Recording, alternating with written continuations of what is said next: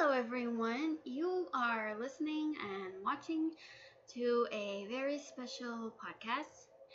I am your hostess, Donovan, and today I am going to do an analysis on fairy tale. So, we all know fairy tale. The series is about a girl, Lucy, who runs away from home in order to join fairy tale because her dad has becoming a money-grubbing jerk. And she meets Natsu, and she meets his wisecracking, cute blue cat named Happy, and meets the rest of fairy tale. And also they get into battles, and there's comical humor, and there's a little bit of sad moments, and then also heartwarming moments. And yeah, it's all really good stuff. But let me tell you something. Hiro Mashima mentioned that there were some parts that were actually true in fairy tale. Something. It was just creative, but not all of them are really true. For instance, Hiro Mashima said that fairy tale was pretty much based off a guild that no, not a guild, a bar that he went to, and he met like a lot of friends there. And also there's like this sad thing about the whole relationship between Natsu and Ignil. It was based off of Mashima's relationship with his dad. His father is now dead, but Hiro mentioned like when he was younger, he always pretended that his father was somewhere else and he wanted to go look for him. And yeah, I find that really touching and also really sad. Like, the dad is like dead and he can't come back because, the dead can't really come back to life. In fiction, that's a different story, but I don't think in real life. Let's see, what else? And also, like, I've noticed, I don't know if this is like true, but I'll get to that in a moment. You know Gray's stripping habit? That was actually based off Hiro Mashima because when he was a teenager, he had a stripping habit. I was like, oh my god, that's funny. That is so funny. Oh man. I don't want to sound racist, but Japan, it's a very, very weird place that you can't help but love.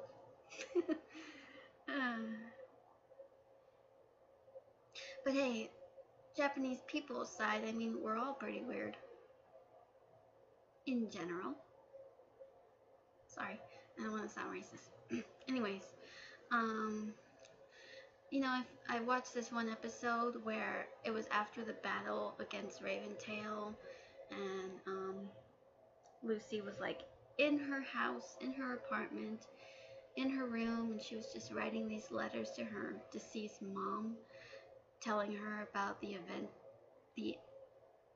adventures and the battle, how she defeated them, and then she mentioned about her dad. Well, I kept thinking about that, like, the way Lucy was writing those letters to her mom, I was like thinking to myself, like, did Hiro Mashima ever wrote letters like that to his father? I mean, sometimes when a loved one has died, like this person who missed them so much, like either they would write messages and put them on balloons and send them in the sky, thinking maybe they would answer them, or write letters and still mail them in the mailbox. Or I don't know, or maybe put a message on a paper, put it on a remote controlled plane or helicopter and put it up there and maybe send it up. Who knows? But yeah, like I always wonder if Hiro Mashima ever wrote letters like that to his dad, thinking maybe he would answer them. Um, and then the end of that episode was where Lucy was like, "Mom, I know that you're in heaven, and I wanted to say my friends are really special to me. I couldn't be even more happier." I was really touched by that. But then I was like thinking, I always wonder if Hiro Mashima ever said that about his friends, like saying to his dad, if he was listening, saying, "Dad, I'm really happy that I met these people in my life. They're really the most important people to me, and I couldn't be even more happier." I always wondered if he ever said that about his friends. Or maybe he created that part in his fairy tale manga. I don't know, it just seems so touching. And then I kept wondering if maybe Hiro Mashima knew some people, because I've noticed like in his works, like there's some big damn hero moments. Like every time somebody's in trouble and they're like, "Oh, nobody's gonna save me now. What am I gonna do? What am I gonna do?" And all of a sudden, someone makes a heroic attempt to save them, and they succeed, and it's like amazing. It's like, whoa, they just saved them. I can't believe they did that. It was it was like one of the most coolest things. It kind of reminds me of that one Superman animated series, like when Lois Lane was kidnapped and she was being held at gunpoint, and she closed her eyes and she was waiting for them to shoot, but then Superman came to the rescue. That's a big damn hero there. And in Fairy Tale, I love those kinds of moments. Like every time they're in trouble and every time they think no one's gonna save them, they get saved.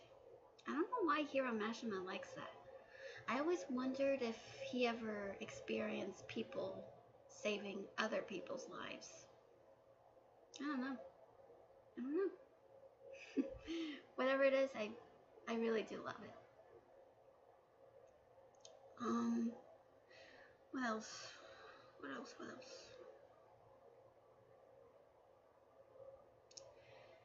And also, like, sometimes the enemies that Fairy Tale comes across with, every time they meet every single enemy, they immediately become like a nicer person in the end. Such as examples like Lamia Scale, Sabretooth, that kind of stuff. And also, what was her name? Kagura from Mermaid Heel. She became a total different person after encountering Ursa. Like at first she hated Ursa because of Jirol, but then she remembered, "Oh, I remember her. She was that little girl that saved my life from being kidnapped." And yeah, that made me think for a moment if that were any much more simpler. And like in description, like when Rogue was facing off against Gajeel, like during that battle and he was like on the ground, like Rogue was like, "What is with you joining with Fairy Tale? I mean, I looked up to you, but then all of a sudden you joined Fairy Tale and I became really upset about that." And then he said that he noticed that Fairy Tale was a lot different from Sabretooth. And like Sabretooth, it's like all orders and all of this and that, but Fairy Tale is like totally different. And that made me think. That really made me think of something. I managed to analyze on Sabretooth. As much as jerks as they were in the Grand Magic Games, I figured out that they're like a dysfunctional family. Like, they're going through so much abuse from someone, and someone is like hurting them, and they're feeling all this pain, and they're like really upset. And then they start to think that this is normal, but then all of a sudden they see a whole different family who is much healthier and happier. Then they're like, wait, this family's happier, and us, we're used to what's normal. I mean, what the heck? And Then after the grand magic game, Sabretooth said they were going to be better. The leader, on the other hand, um, Giamma, is that his name? He left along with his daughter. And Sting decided to make Sabretooth like good people, new people again. So yeah.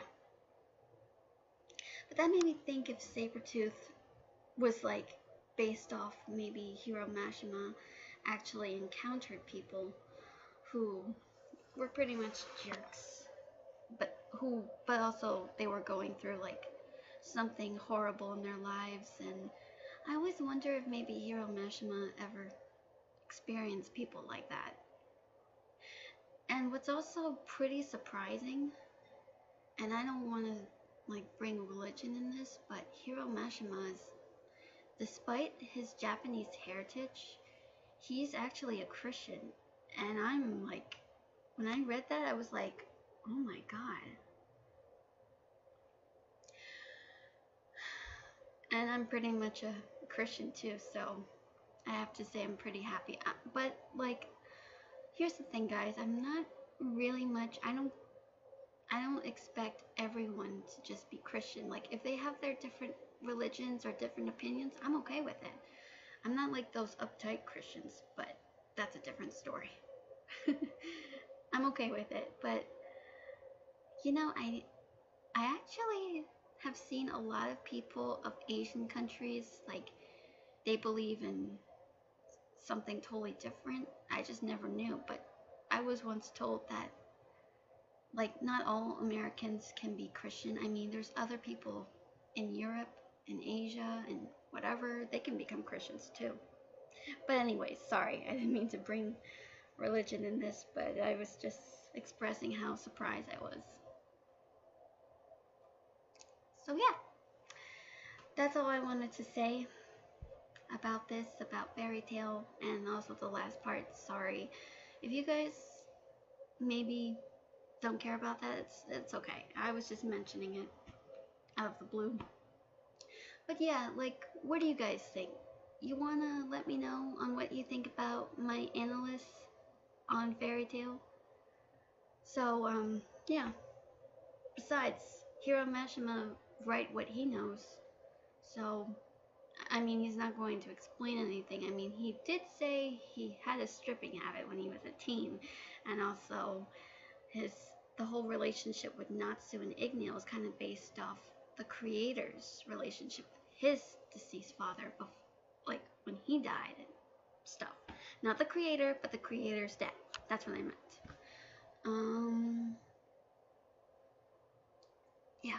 So I hope you guys like it, and I'll see you next time. I'm Captain Donovan. Bye-bye.